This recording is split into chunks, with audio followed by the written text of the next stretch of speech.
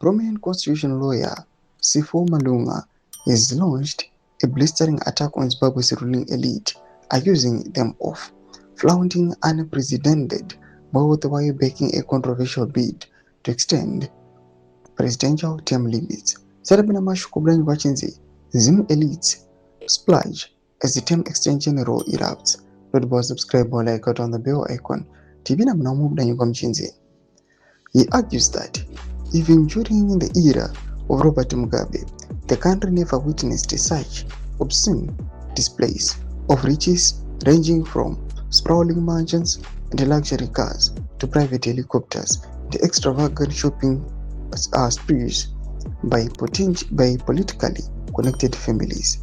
Malunga claims the same wealthy figures are now driving and financing efforts to push President Emmerson Mnangagwa's term beyond 2028 to 2030 without holding the constitutionally required referendum.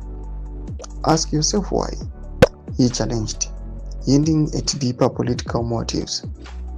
The controversy deepened after Vice President Constantino Chiwenga reportedly warned against altering the constitution without public approval, setting the stage for a high-stakes political showdown.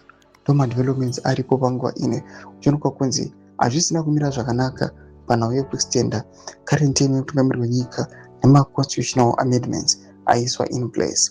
Madevelopments ari kuonekwa kunzi zvaita kuti bato rese the ruling party ZANU-PF rive in pieces. At the moment kunyatso kuonekwa kunzi pane some people who are fighting for their survivals. Vari kuona kuti panguva inoi since mukana wabuda, the opportunity has risen, vakuda kutora the advantage yekunyatsokuya panguva inoi vachifulfilla their ambitions. Pana comment section medu moti kudii pamusoro pe-these power struggles. Pana comment section medu nzofunguro enyu musangana subscribe or like cheta on the bell icon.